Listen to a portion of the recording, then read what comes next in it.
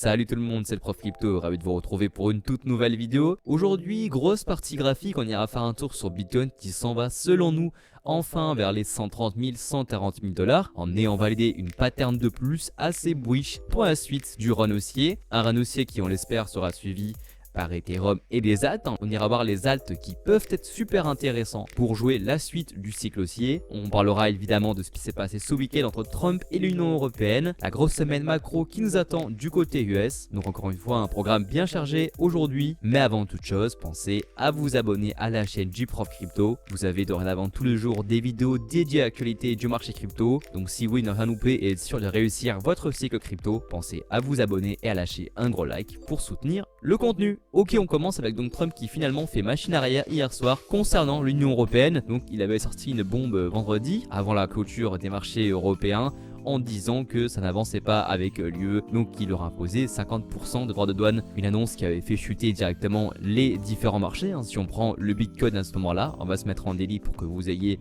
la vision. On voit que voilà, sur la news vendredi, le Bitcoin a massivement chuté par crainte que Trump reprenne tout son cirque au niveau des tarifs douaniers et finalement, comme attendu, l'Union Européenne a vite réagi et ils ont vite, semble-t-il, trouvé un accord avec les US pour que Trump mette en pause pendant un mois ses tarifs de 50%. Le marché souffle, donc le marché peut enfin repartir à la hausse. On sent qu'on a eu besoin de se faire un petit peu peur. Et ce qui est intéressant, c'est que sur Bitcoin, ce retracement s'est effectué au moment où on vient breaker ce range à la hausse. On effectue un retour ici, donc c'est ce qu'on appelle un pullback pour mieux repartir et pourquoi pas les récupérer enfin les 130 000 dollars comme on ira voir juste après. Alors après, ça risque de bouger. Attention, cette semaine du côté des marchés financiers et donc du côté du marché crypto, on a une énorme semaine au niveau macro. Alors notez bien que ce lundi 26 mai, c'est jour férié du côté américain.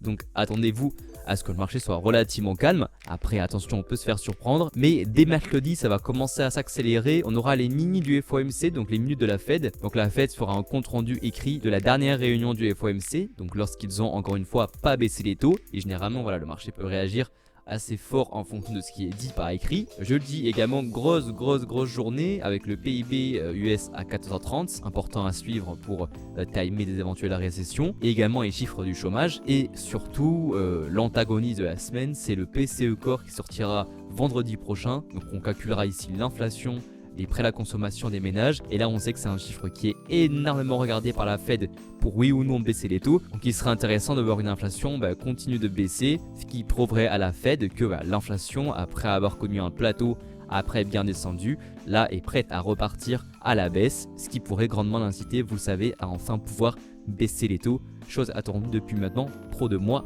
sur les différents marchés. Allons faire un point du coup sur Bitcoin, magnifique pattern qu'on a pu avoir ce week-end suite au rebond sur la borne haute du range. On voit donc qu'on a ce range ici entre grosso modo les 108 000 dollars et les 90. On avait évoqué ensemble à l'époque que dès lors qu'on avait réintégré le range, il y avait de fortes chances qu'on vienne récupérer la borne haute, et ensuite l'enjeu ce serait de enfin venir breaker ce range sous peine de venir y buter et donc de faire le chemin inverse et aller retester les 90 000 dollars. Ce qui aurait été assez catastrophique, non pas pour BTC, mais surtout pour les altcoins. Eh bien non, on a eu assez de force pour venir breaker le range à la hausse. Donc maintenant, ce que l'on souhaite, c'est voir une continuation haussière. Et la pattern qu'on a eu actuellement, semble-t-il, peut être super intéressante pour ça, puisqu'on pourrait avoir en fin de compte ici le pullback.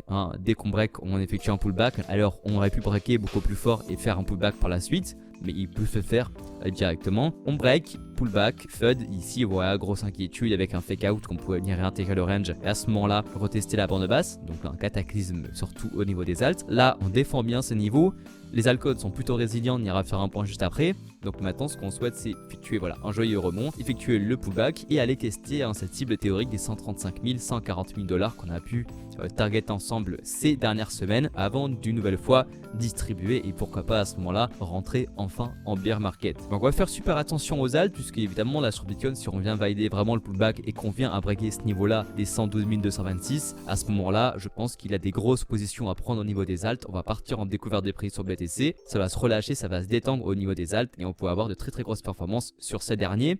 Et premièrement, le premier d'entre eux évidemment c'est Ether. Ether qui pourra en profiter pour enfin venir breaker ce niveau et 2800. On voit ici que c'est une zone dure de travail qui a été retestée pas mal de fois au cours de l'histoire d'Ether. Donc dans ce cycle là on voit ça a été une zone de support puis résistance, une zone qui n'avait pas tenu malheureusement en début d'année, mais à l'occasion du dernier bull run, ça avait été également le cas. C'est une zone qui avait fait office de résistance ici, support, ici on l'a travaillé, et ensuite on va la breaker, et d'après la break vraiment bien, c'est une forte accélération bien sûr qui s'ensuit comme en début d'année.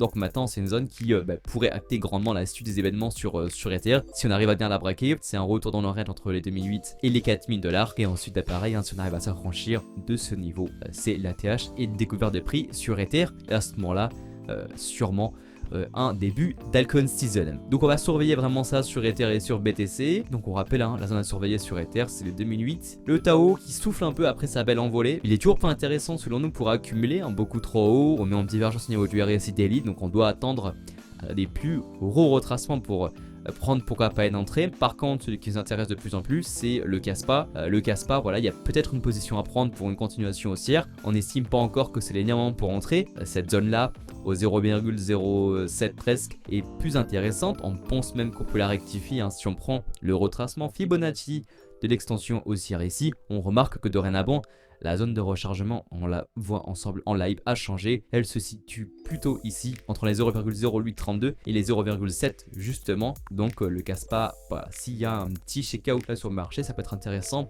de placer des ordres. Voilà, ça fait du moins 23 sur une mèche, ça peut être vite récupéré. On rentre sur le Kaspa pour jouer la continuation du cycle et aller récupérer premièrement la TH au 0,20. Donc ça ferait alors déjà au prix actuel 1x2, ce qui est quand même assez énorme. Ici on peut gratter à 50% en plus, ça peut être super intéressant. On check également le Dodge qui est sorti de son bull flag, et ce qu'on remarque c'est que après ce gros bull flag en weekly, il en a fait un petit stack en DI et il est en train de venir le breaker à la hausse après avoir effectué un magnifique pullback ici. Donc ça peut être super intéressant de jouer un petit move en ampleur là sur le Dodge pour suivre pourquoi pas l'envolée des bitcoins dès cette semaine. Donc voilà tout le monde pour la vidéo du jour sur la chaîne du Prof Crypto. On espère qu'elle vous aura plu. Si c'est le cas, pensez à lâcher un gros like pour soutenir le contenu et à vous abonner pour qu'on se retrouve dès demain pour une nouvelle vidéo.